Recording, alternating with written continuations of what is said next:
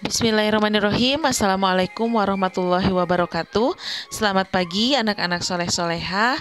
Alhamdulillahirrabbilalamin. Hari ini hari Senin tanggal 15 Maret 2021.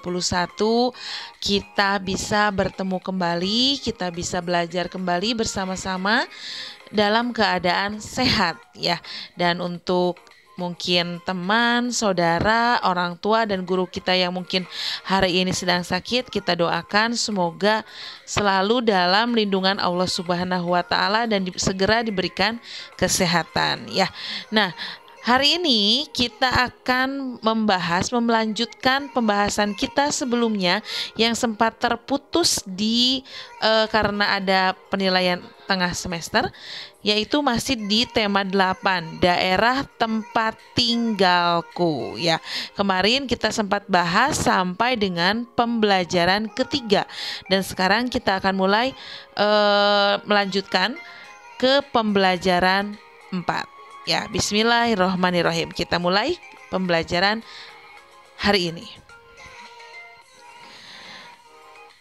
Dayu dan Gusti memiliki kegemaran olahraga yang berbeda. Dayu dan Kak Gusti ini adalah adik dan kakak ya. Nah, Dayu gemar bersepeda dan Kak Gusti gemar berlari. Nah, Kak Gusti dan Dayu mereka adik kakak tapi memiliki kegemaran olahraga yang berbeda ya. Dayu suka bersepeda sedangkan Kak Gusti senang berlari. Keduanya sering berolahraga bersama. Bahkan terkadang Kak Gusti membonceng Dayu apabila Dayu kecapean. Nah, Dayu juga dengan senang hati membantu kakaknya. Kegemaran karakteristik individu itu tidak hanya keragaman fisik saja seperti yang sudah kita bahas di pertemuan sebelumnya ya. Ada keragaman fisik itu seperti keragaman bentuk muka, warna kulit, jenis rambut gitu ya, hidung yang pesek, mancung, itu adalah keragaman fisik. Nah, selain keragaman fisik, tetapi ada juga berupa keragaman kegemaran, seperti contoh yang tadi Dayu dan Kak Gusti. Mereka memiliki kegemaran berbeda. Namun, keduanya dapat hidup rukun dan saling membantu. Hidup rukun akan tercipta apabila kita bisa saling menghormati dan saling menghargai terhadap segala perbedaan yang ada. Ketika kalian suka makan ayam, dan adik kalian suka makan ikan, nah kita harus saling menghargai. Misalnya tidak memaksakan adik kalian untuk suka ayam, ya, tapi kita menghargai dengan perbedaan yang ada. Kakak kalian suka berenang, kalian suka main bola misalnya. Nah, kita harus saling menghargai, tidak memaksakan. Caranya gimana, Bu? Ya, misalnya minggu ini kita pergi berenang. Nah, minggu depan kita pergi bersepeda. Nah, jadi keduanya bisa mendapatkan bagiannya masing-masing sehingga kalian bisa hidup rukun. Tidak ada yang saling menjelekkan kegemaran satu sama lain. Sebaliknya, jika tidak adanya sikap saling menghargai dan saling menghormati terhadap perbedaan yang ada, maka yang akan terjadi adalah perselisihan ya. Nah, ini sering terjadi nih kalau kalian yang kelas 4 yang masih kecil, terus adik kalian masih kecil juga kelas 1, kelas 2, itu sering terjadi sekali perselisihan karena memang kalau masih kecil kita belum paham ya bahwa kita tidak boleh saling menjelekkan, tidak boleh saling memojokkan satu sama lain, tapi harus saling menghargai. Nah, kalian yang sekarang sudah beranjak besar, kelas 4, harus bisa mengalah ke adiknya yang lebih kecil. Ya, harus bisa mengalah, harus bisa menyayangi, dan kita juga harus menghormati kepada kakak kita yang lebih tua. Nah, jadi akan tercipta kehidupan yang rukun, tidak akan terjadi perselisihan. Untuk tugas yang pertama, silahkan di buku LKS ya, di halaman 19 dan juga 20 itu ada beberapa gambar ya. Nah, silahkan kalian simak gambarnya, lalu kalian lihat perbedaan dalam sebuah keluarga.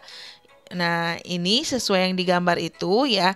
Perbedaan dalam sebuah keluarga ini dapat menimbulkan pertengkaran di antara keluarga jika tidak ditangani dengan baik, seperti yang tadi sudah Ibu jelaskan ya. Maka akan timbul perselisihan. Nah, silahkan kalian lihat gambar pada LKS halaman 19 dan 20, lalu berikan tanggapanmu. Tanggapan itu bisa berupa saran, bisa berupa pendapat ya. Nah, silahkan diisi langsung di buku LKS-nya. Nah, untuk yang belum punya boleh silahkan dikerjakan di buku tulis ya. Nah, ini adalah soalnya. Ini adalah gambar dan ceritanya. Halaman 19 dan juga halaman 20. Kita lanjutkan ke materi yang selanjutnya. Lingkungan ini memengaruhi kegiatan ekonomi penduduknya. Tahu gak kamu tentang kegiatan ekonomi? Ayo kita pelajari bersama. Ada apa saja? Kegiatan ekonomi itu apa? Kegiatan ekonomi adalah kegiatan yang dilakukan oleh manusia untuk mendapatkan penghasilan, barang ataupun jasa, dengan tujuan mencapai kesejahteraan dalam hidupnya ya. Sekali lagi, kegiatan ekonomi adalah kegiatan yang dilakukan oleh manusia untuk mendapatkan penghasilan. Berarti untuk mendapatkan uang ya, bisa berupa pekerjaannya bisa menghasilkan barang ataupun jasa. Dengan tujuannya apa? Mencapai kesejahteraan dalam hidupnya. Dengan mendapatkan penghasilan, mendapatkan uang, itu akan mencapai kesejahteraan dalam hidupnya. Akan mendapatkan uang untuk memenuhi kebutuhan hidup sehari-hari. Nah, sekarang kita akan lihat macam-macam kegiatan ekonomi itu ada apa saja. Macam-macam kegiatan ekonomi itu ada 3. Ibu pernah jelaskan di pertemuan sebelumnya. Ada kegiatan produksi, ada kegiatan distribusi, dan ada kegiatan konsumsi. Masih ingat gak? Ya, Ibu ingatkan lagi ya. Yang pertama adalah kegiatan produksi. Kegiatan produksi adalah kegiatan menghasilkan barang dan jasa. Ya, kegiatan menghasilkan barang dan jasa. Misalnya seperti toko sepatu, dia di pabrik itu membuat sepatu yang siap untuk dipasarkan. Nah, contoh lain misalnya pabrik motor seperti yang kemarin sudah dijelaskan. Di pabrik motor itu dibuat motor lalu dipasarkan. Nah, itu adalah contoh dari kegiatan produksi. Nah, orang yang melakukan kegiatan produksi itu disebut dengan produsen. Ya, gitu ya. Dan selanjutnya yang kedua adalah kegiatan distribusi. Kegiatan distribusi adalah kegiatan menyalurkan barang hasil produksi dari produsen ke konsumen. Ya, jadi distribusi itu adalah kegiatan menyalurkan barang hasil produksi dan produsen ke konsumen.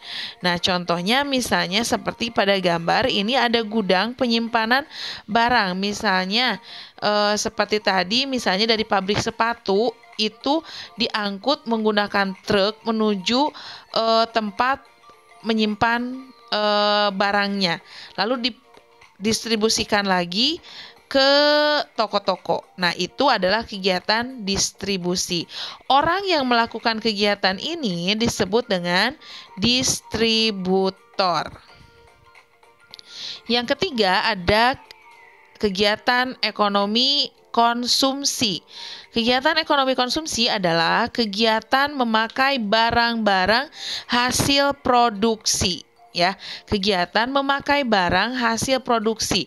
Jadi orang yang membelinya gitu ya. Misalnya contoh ibu membeli sepatu di Selamat misalnya ya, atau di toko sepatu.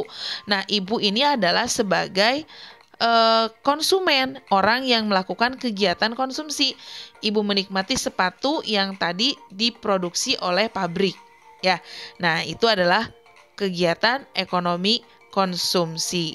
Tadi sudah disebutkan orang yang melakukan kegiatan ini disebut dengan konsumen. Nah, seperti itu. Jadi ada 3 ya.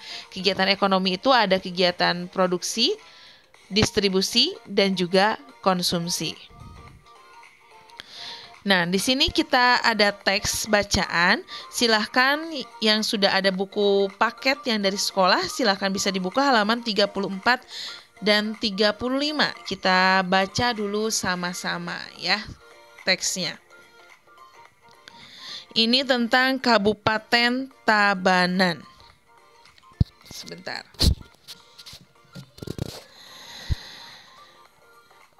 Tabanan merupakan salah satu kabupaten di Provinsi Bali. Kabupaten ini terletak di bagian selatan Pulau Bali. Daerah Tabanan didominasi oleh pegunungan dan pantai. Sepertiga wilayah Kabupaten Tabanan digunakan sebagai lahan pesawahan sehingga kabupaten ini dikenal sebagai daerah agraris. Potensi unggulan Kabupaten Tabanan adalah di bidang pertanian. Sebagian besar mata pencarian penduduknya adalah sebagai petani. Hasil pertanian di Kabupaten Tabanan berupa padi dan sayuran. Sayuran dihasilkan di daerah bertopografi tinggi seperti Batu Riti. Hasil sayuran digunakan untuk memenuhi kebutuhan hotel, restoran, dan supermarket di Bali. Selain pertanian, ternak unggulan Kabupaten Tabanan adalah ayam. Peternakan ayam buras, petelur, dan pedaging berada di Desa Udu dan Balangan, Kecamatan Penebel.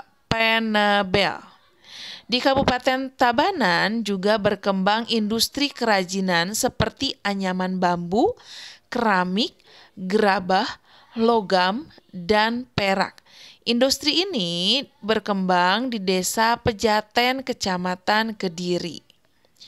Objek wisata di Kabupaten Tabanan juga berkembang pesat. Objek wisata tersebut antara lain Tanah Lot, Alas Kedatan, Bedugul, Ulun, Danau Brantan, dan Kebun Raya Eka Karya. Perkembangan objek wisata ini mendukung berkembangnya usaha jasa seperti restoran, hotel, dan penginapan. Oh iya, Ibu ingatkan lagi kalau yang pekerjaan di bidang jasa yang menghasilkan jasa itu tidak menjual barang ya. Kemarin masih ada yang salah. Jadi hanya menawarkan jasa ya, tenaganya gitu, tidak menghasilkan barang. Seperti di restoran, hotel, dan penginapan. Selain dimanfaatkan sebagai objek wisata, potensi kelautan Kabupaten Tabanan juga dimanfaatkan masyarakat sekitar untuk menangkap ikan. Nah, itu adalah teks tentang Kabupaten Tabanan. Selanjutnya, silahkan kalian jawab pertanyaan ini. Apa saja kegiatan ekonomi di Kabupaten Tabanan? Kegiatan produksinya apa saja? Tadi dilihat di teksnya. Lalu kegiatan distribusinya apa? Silahkan dibaca kembali teksnya lalu diisi halaman 35. Tugas kedua ini ya, tidak ada yang diisi di buku paketnya karena ini adalah buku sekolah dan nanti harus dikembalikan. Silahkan dikerjakan di buku tulis. Oke ya, seperti itu tugasnya. Dan untuk pembelajaran hari ini di tematik cukup sekian. Silahkan untuk dipelajari dengan seksama dan dikerjakan tugasnya. Sekian penjelasan dari Ibu.